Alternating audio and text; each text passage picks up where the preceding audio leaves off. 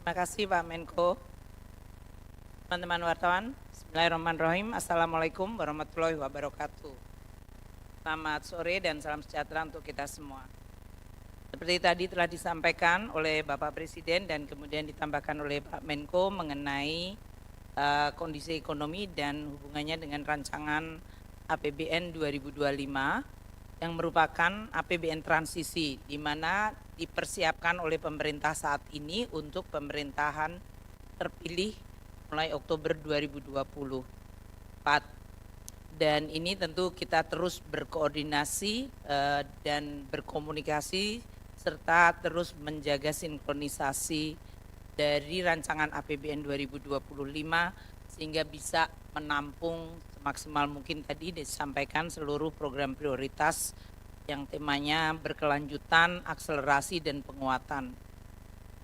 Saya akan menyampaikan sedikit lebih detail dari Pak Menko tadi, apa dari postur dan rancangan APBN 2025 berdasarkan proses politik yang tadi juga disampaikan oleh Ketua DPR, di mana kita sudah menyampaikan KEM PPKF, kebijakan ekonomi makro dan pokok-pokok kebijakan fiskal yang sudah dibahas semenjak bulan Maret hingga bulan Juni, dan kemudian juga pembahasan internal di kabinet. Pertama ada dua, yaitu kondisi ekonomi seperti biasa yang akan mempengaruhi dan oleh karena itu juga akan menentukan desain dari APBN itu sendiri dan bagaimana kinerja dari APBN yang kadang menjadi shock absorber, counter cyclical atau peredam shock maupun sebagai counter cyclical atau siklus dari perekonomian untuk bisa terus menjaga masyarakat dan perekonomian kita sehingga di tengah berbagai ketidakpastian, guncangan, Indonesia tetap bisa berjalan maju untuk mengejar cita-cita Indonesia emas. Kita mulai dengan dinamika perekonomian dan kinerja dari fiskal kita. Kalau kita lihat, dan ini disampaikan dalam pidato tadi pagi dan oleh Pak Menko lagi, bahwa global environment itu masih sangat tidak pasti. Meskipun kita mungkin sudah melihat ada suatu pola yang berulang, repeated pola ya, yaitu mengenai tensi politik secara global, yaitu eskalasi antara blok di Amerika Serikat, Eropa dengan blok RRT, Rusia, dan bahkan sudah flare atau sudah pecah menjadi perang seperti di Ukraina. Kemudian di Timur Tengah juga terjadi, dan kemudian yang terjadi juga yang disampaikan oleh Bapak Presiden, terjadinya perang dagang. Jadi tidak hanya perang militer, perang dagang, kenaikan dari apa yang menggunakan instrumen tarif atau non tarif untuk membendung perdagangan antar negara. Ini yang kemudian menciptakan kerentanan terhadap global value chain atau rantai pasok global. Di sisi lain, dengan adanya berbagai kerentanan tadi memicu apa yang disebut krisis pangan dan energi sehingga inflasi melonjak tinggi di negara maju, dan itu kemudian menimbulkan respons dalam bentuk suku bunga yang meningkat tinggi. Meskipun sudah ada harapan akan turun, tapi suku bunga yang tinggi itu terjadi semenjak tahun 2022 hingga 2024 ini. Kombinasi tensi global, disruption supply chains, high inflation dan high interest rate yang menggerus daya beli dan menurunkan minat investasi, pertumbuhan ekonomi dunia melemah, hanya tinggal di 3,1%. Kalau kita bandingkan untuk dekade sebelumnya bisa tumbuh di atas 4, sekarang hanya di 3,1. Dan dalam situasi yang penuh ketidakpastian, disruption itu kemudian menimbulkan volatilitas di pasar keuangan. Ini nilai tukar, arus modal, maupun yield dari surat berharga maupun nilai dari surat-surat berharga bisa bergerak overnight itu secara sangat tiba-tiba, dan itu yang terjadi seperti yang di Jepang pada minggu lalu.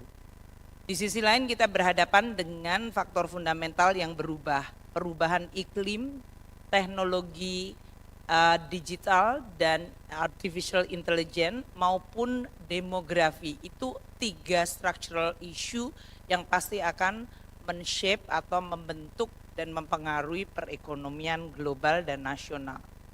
Nah, dalam environment yang seperti itu, kalau kita lihat bagaimana perekonomian Indonesia dibandingkan dunia, kita lihat dari 3 saja, growth, investment, dan ekspor barang. Growth Indonesia yang merah constantly selalu above.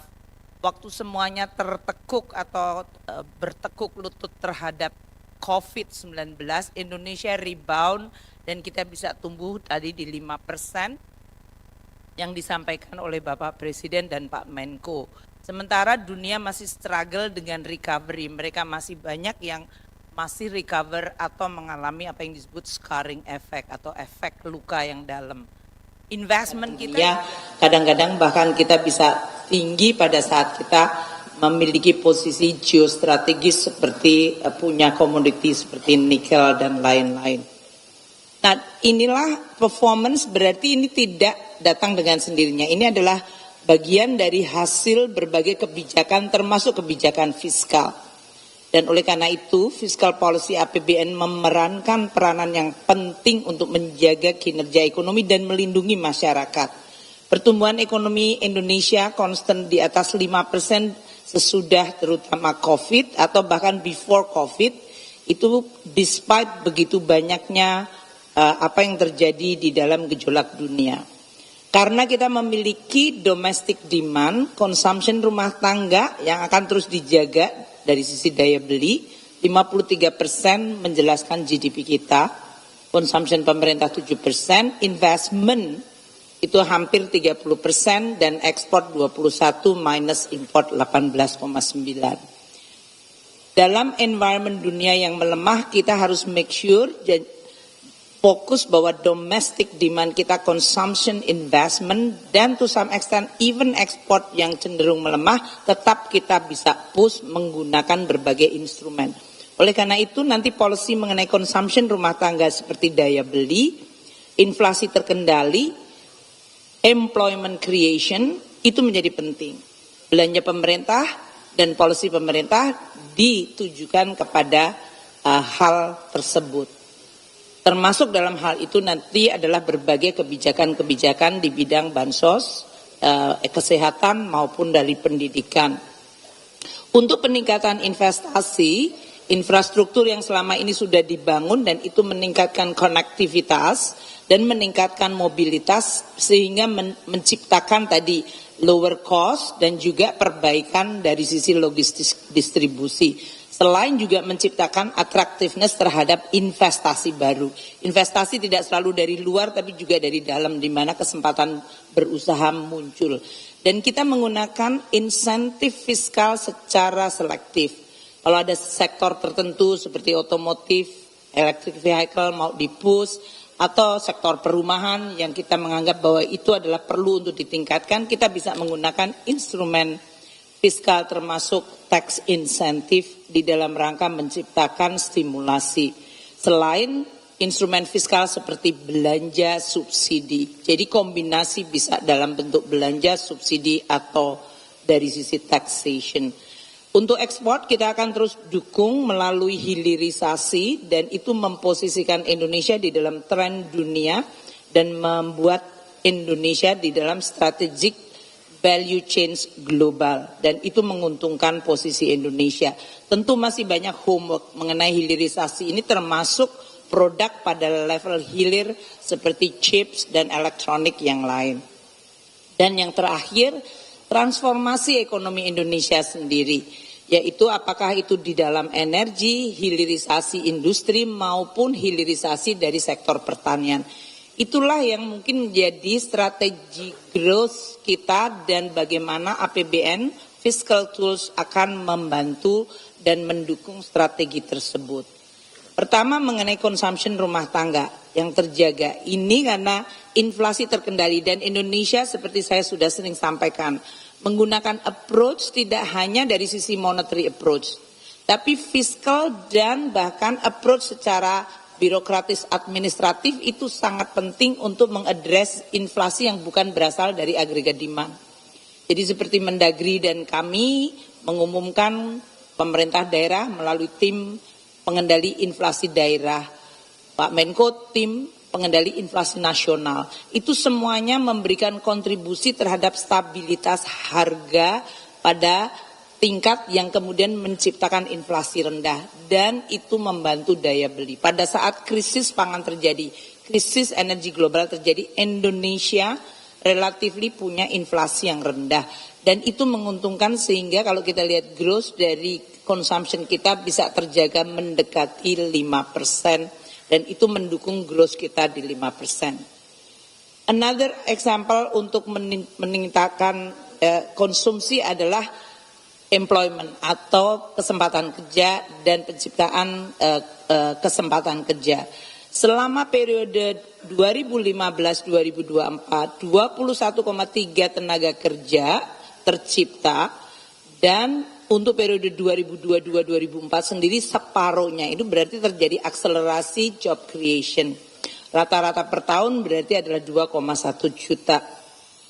Untuk periode 15-2024, kalau untuk 3 tahun terakhir bahkan akselerasi dalam penciptaan pertambahan tenaga kerja baru yaitu 3,7. Ini menimbulkan tadi unemployment-nya menjadi menurun dari 6,26 meningkat karena terjadinya COVID, semua ekonomi berhenti, dan sekarang sudah di bawah 5% yaitu 4,82. Selain consumption tadi dijaga dengan inflasi dan job creation, kita juga memberikan perlindungan sosial kepada kelompok tidak hanya yang rentan, miskin, tapi juga bahkan kelompok kelas menengah.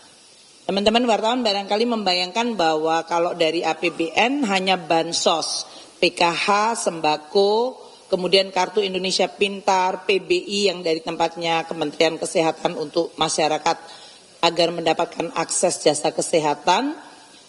Namun itu bansos itu yang kuning, dan memang lebih banyak dinikmati untuk kelompok ini yang paling miskin, itu adalah desil 1, 2, 3, 4. Meskipun kita lihat untuk bansos sembako juga dinikmati sampai desil 10. Kemudian tapi APBN juga memberi bantuan kepada masyarakat dalam bentuk subsidi.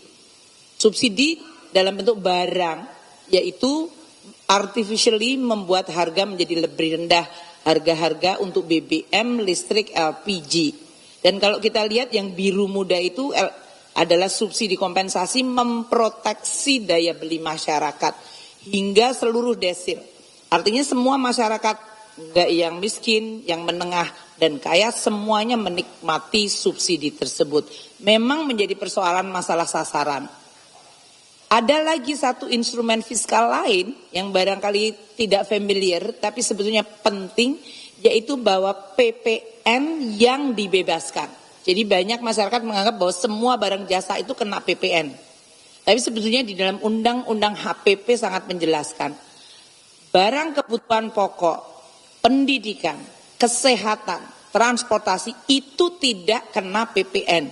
Jadi kalau membayangkan PPN kemarin 10 ke 11 dan di undang-undang HPP akan menjadi 12, itu barang-barang itu tidak terkena PPN. Jadi itu memproteksi, dan kalau kita lihat yang biru tua di atas ini, mereka dinikmati bahkan lebih pada kelompok kelas menengah, bahkan sampai ke atas dalam hal ini.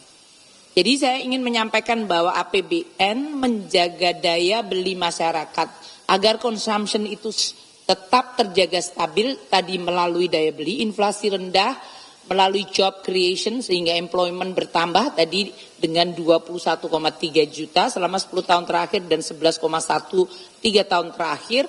Plus kita memberikan bantalan melalui APBN dengan 3 moda, yaitu modal mengenai bansos dari subsidi maupun dari PPN yang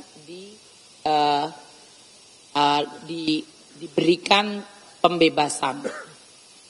Tingkat kemiskinan menurun dengan berbagai intervensi polisi pemerintah, termasuk kemiskinan ekstrim. Nanti mungkin Pak Arso akan menyampaikan, Dan ini merupakan salah satu bahwa pertumbuhan kita inklusif berkualitas. More, kita ingin tidak hanya sekedar level pertumbuhan, tapi kelompok yang paling rentan miskin bisa kemudian ikut menikmati.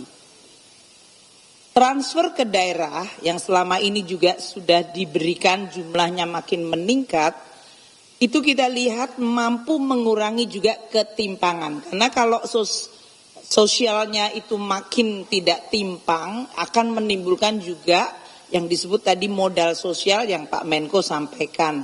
Dan kita lihat kontribusi dari transfer ke daerah di dalam mengurangi ketimpangan antara daerah yang tertinggal dengan daerah yang relatif maju, itu terlihat dengan tail index, yaitu yang orange sebelah kiri, itu makin menurun. Ini sesuatu yang positif.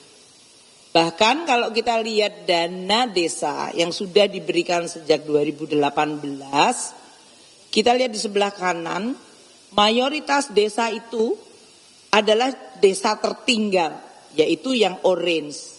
Kita lihat dalam kurun waktu 2018 hingga 2024, desa tertinggal menurun tajam, yaitu dari dari di atas 27.000, sekarang sekitar 5.000.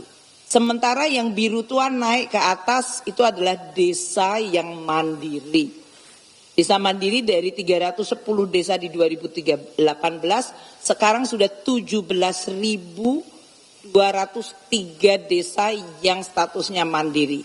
Desa tertinggal yang 2018 27.860, sekarang menjadi 6.100. Masih harus diturunkan terus, tapi ini adalah sesuatu yang positif di dalam menyelesaikan persoalan-persoalan pada kelompok masyarakat yang rentan, daerah yang masih tertinggal, dan kelompok masyarakat miskin.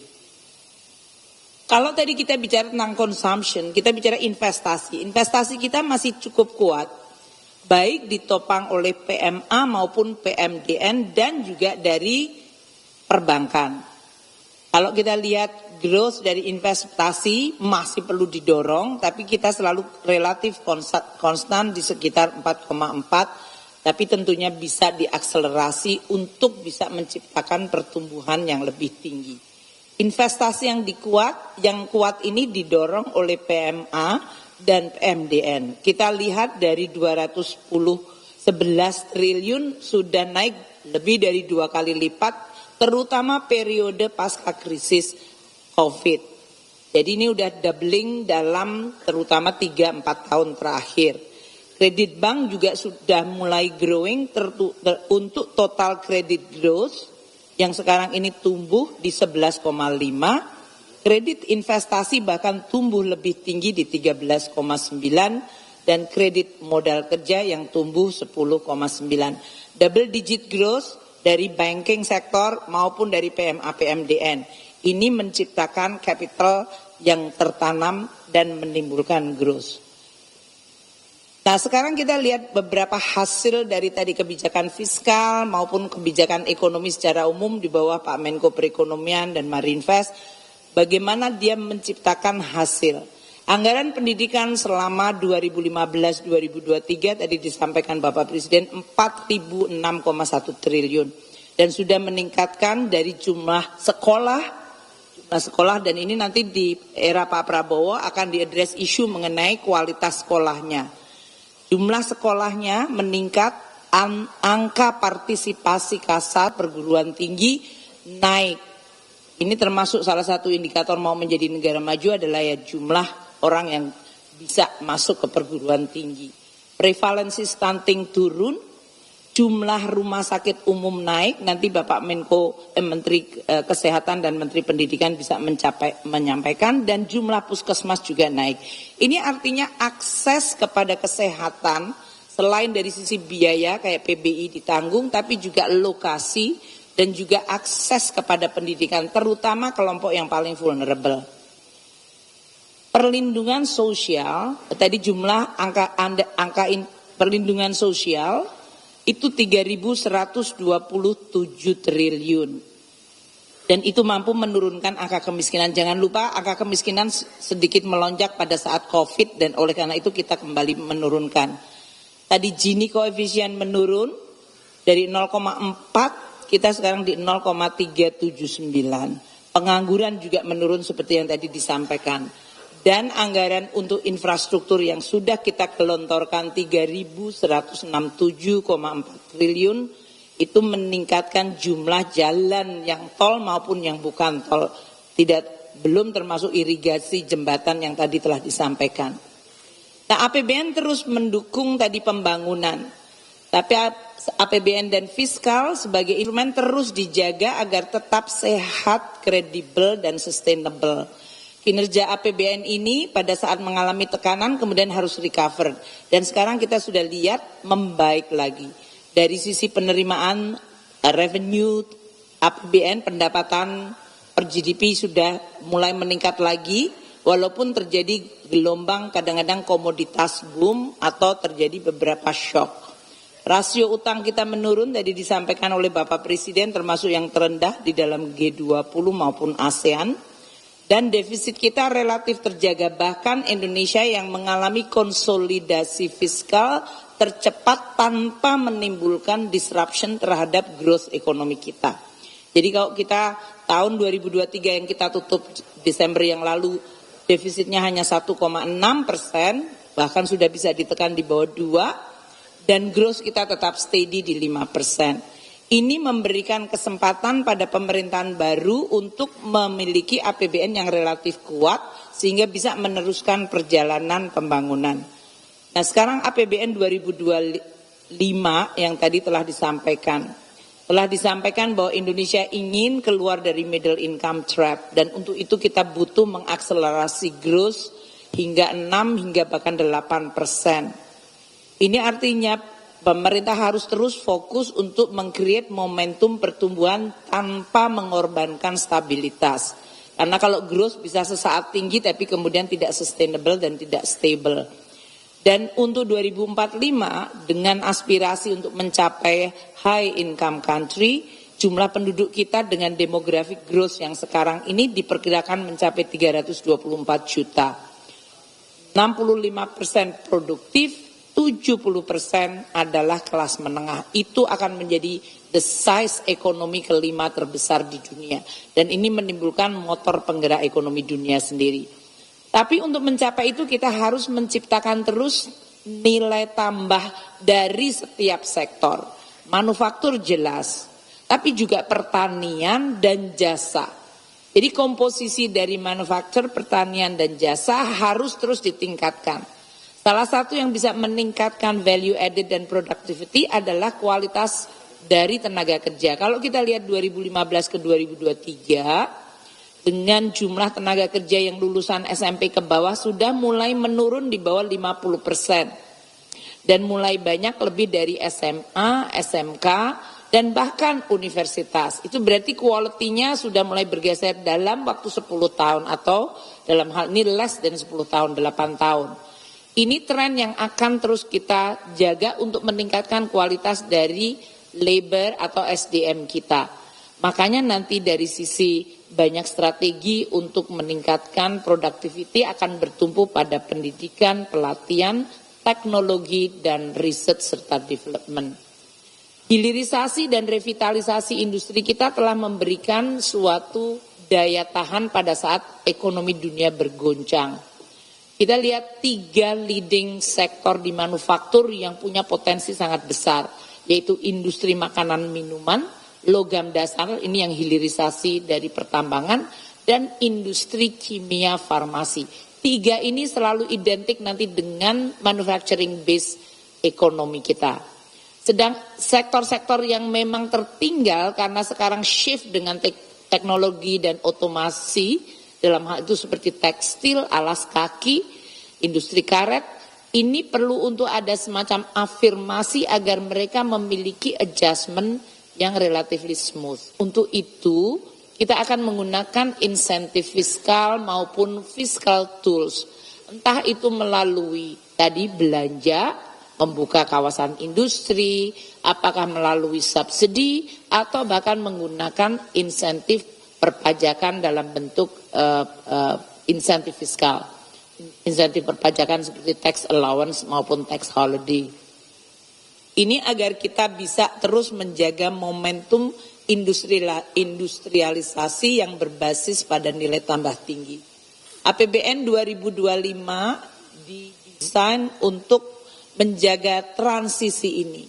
Tema yang kami terus konsultasikan dengan Presiden terpilih dan maupun Presiden yang saat ini Pak Jokowi adalah bahwa keberlanjutan, dan beliau berdua selalu berdiskusi, keberlanjutan, penguatan, dan akselerasi. Namun APBN sebagai instrumen yang vital harus terus dijaga supaya dia terus menjadi instrumen yang bisa mendukung tadi keberlanjutan, penguatan, dan akselerasi. Asumsi dasar ekonomi makro tadi telah dibacakan oleh Bapak Presiden, jadi saya bisa cepat saja. Growth di 5,2%. Memang dalam situasi yang tadi disampaikan Pak Menko, kita harapkan dengan interest rate mulai menurun, akan ada momentum growth, tapi yang tidak pasti adalah fragmentasi dan geopolitik yang masih akan menimbulkan disruption yang patternnya itu tidak pernah bisa terbaca secara mudah. Tapi inflasi kita menggunakan 2,5%, suku bunga SBN 10% di 7,1, itu dengan konservatif melihat volatilitas yang terjadi pada tahun ini. Nilai tukar di 16.100 rupiah per dolar, meskipun kita melihat sekarang sudah ada tanda kuat di bawah 16.000. Tapi kita membuat estimasi tentu bersama Bank Indonesia. Harga minyak diperkirakan di 82 dolar per barel, lifting minyak kita di 600.000 barel per hari, dan lifting gas di 1,5 barel per hari equal minyak. Untuk berbagai indikator pembangunan, ini biasanya Pak Menteri Bappenas, kita sudah juga diskusi dan bicara dengan DPR, dan DPR aspirasinya sesuai dengan yang disampaikan di sini, tingkat kemiskinan diturunkan di 7,8, kemiskinan ekstrim harus mencapai 0%, rasio Gini di 0,379 hingga 0,382, pengangguran dijaga di 4,5 hingga 5%, indeks modal manusia di 0,56, nilai tukar petani 115 hingga 120, dan nilai tukar nelayan 105 hingga 108. Postur APBN kita dengan defisit 2,53%, pendapatan negara akan mencapai 2.996,9 triliun. 2.996,9 triliun. Kalau dibandingkan dengan tahun ini target 2.802,3 triliun. Tahun depan belanja negara mencapai 3.613,1 triliun. Tahun ini ada di 3.325,1 triliun. Kontribusi perpajakan mencapai 2.490,9 triliun. Ini untuk pajak saja sudah melewati 2.000 nanti pada tahun ini, tahun depan. Untuk penerimaan pajak dengan bea cukai mencapai 2.490,9. Kalau tahun ini 2.309,9 triliun. PNBP di 505,4 triliun, tahun ini 492. Belanja negara yang 3.613 triliun dibagi belanja pemerintah pusat 2.693,2 triliun dan transfer ke daerah 919,9 triliun. Oleh karena itu posturnya defisit APBN di 2025 adalah di 616,2 triliun atau 2,53% dari GDP.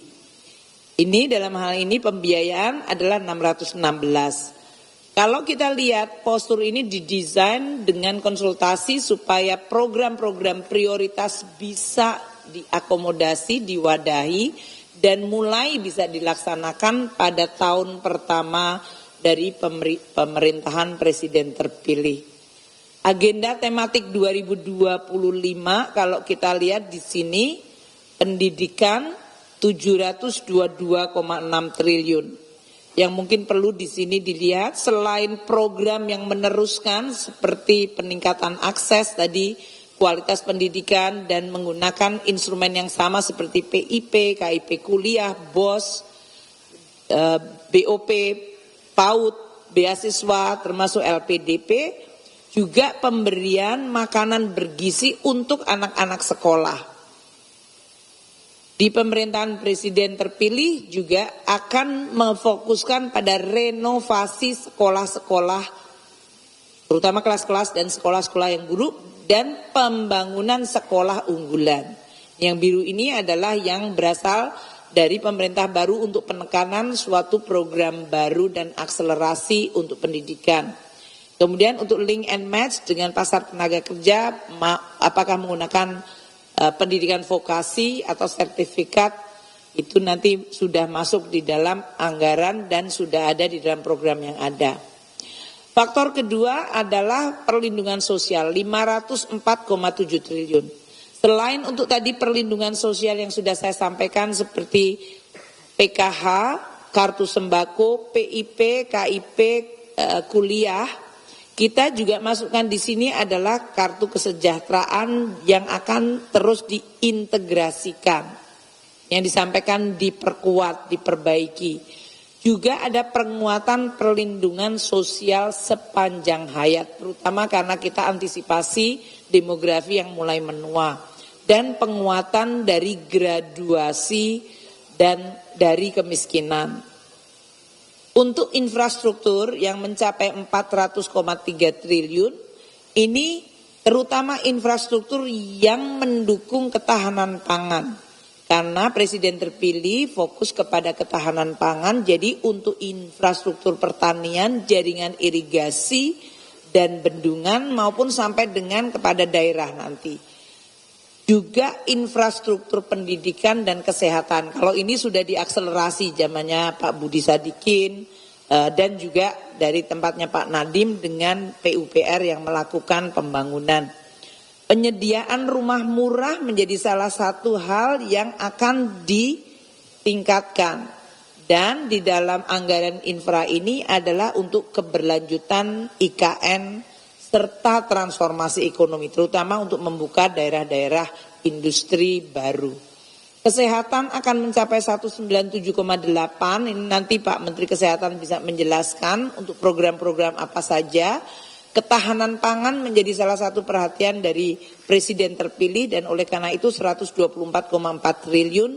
Di sini selain apa yang sudah dilakukan oleh kementerian terkait juga untuk lumbung pangan, akses pembiayaan petani, dan penguatan cadangan pangan nasional. Dan terakhir hukum dan HAM, Hankam, 372,3 triliun. Ini untuk berbagai modernisasi alutsista kita, Alpa Hankam, penguatan TIK, dukungan dari industri strategis, dan kegiatan operasional hukum dan Hankam. Untuk program prioritas Presiden terpilih makanan bergizi gratis yang 71 triliun sudah ada di sini. Nanti akan dijelaskan oleh tim dari makanan bergizi gratis yang sekarang terus disempurnakan. Tujuannya adalah untuk menciptakan anak yang cerdas, tapi juga multiplier ekonomi di lokal juga akan ditekankan, yaitu UMKM-nya makin berdaya dan ekonomi daerah bisa bergerak. Bapak Presiden terpilih meminta supaya revitalisasi sekolah ditekankan. Kami mengalokasikan 20,3 triliun untuk kualitas pendidikan, terutama bangunan ini, terutama pada bangunan. Karena begitu banyak ya, bangunan ada yang rusak berat, menengah, sedang. Jadi ini nanti akan dibuat menjadi prioritas bagi pemerintahan baru sehingga mereka bisa membuat target rehabilitasi dan perbaikan sekolah. Untuk tahun 2025, 22.000 sekolah umum dan keagamaan. Dan ini diharapkan juga menciptakan multiplier. Karena ini konstruksinya sederhana, bisa dilakukan oleh perusahaan konstruksi lokal. Kita mengharapkan ada dampak terhadap growth maupun terhadap penciptaan tenaga kerja hingga 178.000. Kemudian ketahanan pangan menjadi perhatian dari dari presiden terpilih. Kita mengalokasikan 124,4 triliun dari mulai sisi praproduksi, produksi, distribusi, pemasaran hingga di sisi konsumen, yaitu dari sisi makanan bergizi, kartu sembako maupun stabilitas harga. Kalau kita lihat dari praproduksi, dari bantuan alat tangkap, subsidi pupuk, bantuan alat mesin, benih, baik pangan maupun ikan. Dari sisi produksi akan ada 3 food estate lokasinya di Kalteng, Sumut, dan NTT. Dan pencetakan sawah baru. Ini akan pengembangan kawasan padi, jagung, dan tadi infrastruktur seperti bendungan, jaringan. Distribusi, terutama untuk perbaikan jalan, akses supaya tidak menimbulkan harga yang bergejolak. Dan dari sisi pemasaran serta stabilisasi harga hingga tadi yang saya sampaikan konsumen.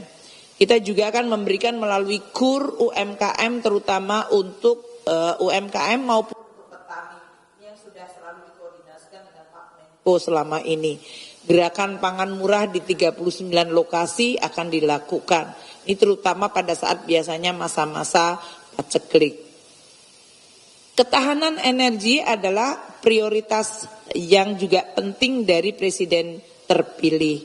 Kami mengalokasikan dalam hal ini 421 triliun dari sisi untuk meningkatkan subsidi atau keterjangkauan maupun menjaga melalui berbagai instrumen fiskal agar produksi minyak dan gas meningkat. Waktu itu Menteri SDM minta supaya cost recovery 2017 melalui PP 27 diubah menjadi PP 53 dalam bentuk gross split dan rezim perpajakannya diubah. Kami selalu akan mendengar dan berkoordinasi dengan tim dari Kementerian Teknis dan Menko untuk melihat bagaimana instrumen fiskal bisa bekerja dan mendorong berbagai produksi ketahanan energi ini dengan peningkatan lifting minyak dan gas. Renewable energy transition mechanism sudah diintroduce dan ini juga membutuhkan banyak instrumen fiskal untuk transformasi energi hijau. Jadi kita juga akan terus menggunakan melalui instrumen tadi insentif fiskal, subsidi maupun berbagai belanja intervensi yang lain. Hilirisasi selain dari sisi tambang juga dari sisi sawit. Dan ini juga merupakan salah satu andalan dari Republik Indonesia. Kita akan menggunakan terus-menerus instrumen fiskal, pajak ekspor, tarif bea keluar, naik turun, dan penggunaan untuk B35 hingga bahkan sekarang akan B40 ya Pak ya? 40. Itu untuk stabilisasi harga maupun untuk terus mendorong hilirisasi maupun dari sisi renewable energy. APBN 2025 pendapatan negara akan mencapai 2.996,8 triliun, itu artinya naik 12,32%. Itu tax ratio naik 6,4% dari tahun ini. Dan kita akan terus melakukan yang disampaikan melalui undang-undang HPP, yaitu reform dari sisi legislasi peraturan, peningkatan tax ratio, pelaksanaan core tax system yang kita harapkan bisa mulai live akhir tahun ini, perbaikan CISA, dan meningkatkan Simbara. Compatibility dengan digital dan sistem perpajakan global harus kita antisipasi, karena rezim pajak global ini menjadi sangat fokus dan menjadi perhatian banyak sekali negara-negara yang sekarang juga sedang berkontestasi politik. Reformasi untuk pengelolaan SDA dan barang milik negara juga diharapkan makin meningkatkan penerimaan non pajak, bukan pajak, dan pajak bea cukai bisa juga dalam bentuk insentif, tidak dipungut atau ditanggung pemerintah, supaya bisa menciptakan insentif bagi sektor-sektor tertentu. Belanja pemerintah untuk pusat mencapai 2.693,2 triliun. Kalau teman-teman wartawan lihat, yang merah itu adalah belanja KL dan yang biru adalah belanja non KL. Kenapa belanja KL-nya relatif lebih kecil 976 dibandingkan tahun ini yang diperkira adalah 1090? Ini karena kita menghormati untuk presiden terpilih nanti untuk melakukan improvement. Makanya belanja KL relatifly, kecuali yang sudah dari presiden elect, presiden terpilih menyampaikan ingin melakukan A, B, C. Tapi yang lain itu masih di retain di belanja non KL yang makanya angkanya menjadi tinggi yaitu 1.716,4 triliun. Ini nanti pada bulan Oktober untuk bisa dialokasikan dan biasanya nanti naik pada executing kementerian atau lembaga yang dipilih untuk melakukan tugas tertentu. Entah itu makanan bergizi, entah itu hal lain seperti tadi perbaikan sekolah dan hal-hal yang menjadi prioritas dari presiden terpilih. Belanja akan terus diakselerasi, efisiensi belanja terutama belanja barang dan operasional pemerintah harus terus ditingkatkan, belanja modal untuk bisa terus meningkatkan produktivitas dan subsidi serta perlindungan harus makin tepat sasaran seperti yang memang menjadi target dari pemerintahan presiden terpilih. Transfer ke daerah akan meningkat 919,9 triliun, ini naik 7,3%. Namun tidak hanya levelnya tapi sinergi harmonisasi dengan fiskal pusat daerah itu penting sekali. Dan kegiatan ini yang didanai oleh TKDD diharapkan mampu menciptakan growth dan kesejahteraan well-being serta membuat daerah itu makin konvergen. Artinya transfer itu yang untuk daerah yang miskin memang diberi dengan formula lebih banyak, ada afirmasi dibandingkan daerah yang memang sudah maju. Sehingga yang tertinggal bisa kemudian mengejar ketertinggalan. Kita berharap daerah juga meningkatkan kemampuan penerimaan pajak asli daerah, local taxing power, dan daerah juga mulai makin sophisticated untuk mengelola APBD-nya dengan pembiayaan inovatif. Sehingga mereka tidak 100% tergantung dari transfer saja. Subsidi kompensasi untuk tahun 2025 mencapai 525. Kalau kita lihat subsidi energi dan kompensasi 394,3 triliun. Dan subsidi non-energi 131,3. Kenaikan cukup tinggi pada subsidi non-energi di bawah tuh, kelihatan naik. Itu terutama untuk tadi ketahanan pangan karena kita mengalokasikan hingga 9 juta ton pupuk subsidi. Ini kenaikan dari yang tadinya angkanya ada di 6 hingga 7 juta ton. Ini tentu perlu untuk tetap dijaga dari sisi ketepatan sasaran. Subsidi yang lain yang tetap LPG 3 kilo, solar, minyak tanah, dan subsidi listrik terutama untuk rumah tangga miskin dan rentan serta transisi energi akan dilakukan menggunakan anggaran untuk ketahanan energi ini. Kita juga memberikan yang subsidi non-energi ini untuk masyarakat berpendapatan rendah terutama untuk pembelian rumah, ini yang kemarin menjadi salah satu isu untuk mengakselerasi 1 juta rumah untuk MBR dan untuk tahun depan mungkin akan ada target baru yang akan ditetapkan oleh pemerintahan presiden terpilih. KUR akan terus disediakan subsidi untuk bunganya baik untuk UMKM, petani, nelayan dan kita juga masih menggunakan insentif pajak yang ditanggung pemerintah untuk sektor-sektor pilihan. Kalau kemarin perumahan, otomotif itu nanti adalah presiden terpilih bisa menetapkan sektor mana yang akan menjadi sektor perhatian. Terakhir saya akan bicara tentang defisit. Tadi disampaikan defisit untuk 2025 adalah pada 2,53% dari GDP atau angkanya tadi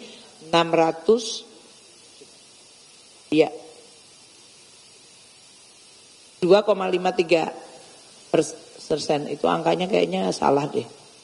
Oh ini keseimbangan primernya yang biru, hanya 63 ya. Dia nggak menyebutkan angkanya yang di depan tadi posturnya 616.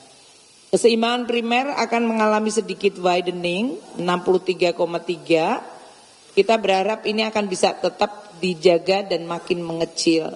Defisit akan terus dijaga relatif pada level yang aman meskipun kadang bergerak karena situasi ekonomi terus dinamis. Pembiayaan dijaga terus prudent, inovatif dan produktif. So far kita dalam situasi yang relatif baik. Di dalam guncangan tadi suku bunga naik, volatilitas exchange rate maupun capital flow dan kenaikan yield di negara-negara maju. Kita juga menyediakan fiscal buffer seperti yang terjadi turbulensi dari mulai tahun 2022, 23 dan 24 ini ada fiscal buffer sehingga menyebabkan seolah-olah ekonomi kita relatif stabil walaupun tekanan terasa. Ini tidak membuat kita goyang atau menggelimpang seperti beberapa negara yang mengalami krisis fiskal yang kemudian menimbulkan krisis politik dan sosial. Peranan dari barang milik negara, Special Mission Vehicle, BUMN, Sovereign Wealth Fund seperti INA akan terus ditingkatkan untuk attracting financing yang inovatif tapi tetap prudent. Dan pembiayaan akan terus dilakukan untuk beberapa seperti MBR, UMKM, dan UMI. Jadi saya tutup APBN terus menjaga dan mendukung transisi politik ini secara smooth dan efektif. Kita terus fokus sesuai dengan arahan dari Presiden saat ini dan Presiden terpilih adalah tema keberlanjutan, penguatan, dan akselerasi. APBN adalah instrumen yang merespons berbagai tantangan yang sering muncul baik dalam bentuk shock absorber maupun counter cyclical dan APBN dijaga kredibel, akuntabel, sehat serta berkelanjutan. Demikian Pak Menko, terima kasih. Terima kasih Bu Menteri Keuangan sudah menjelaskan secara jelas sehingga selanjutnya Bu Menteri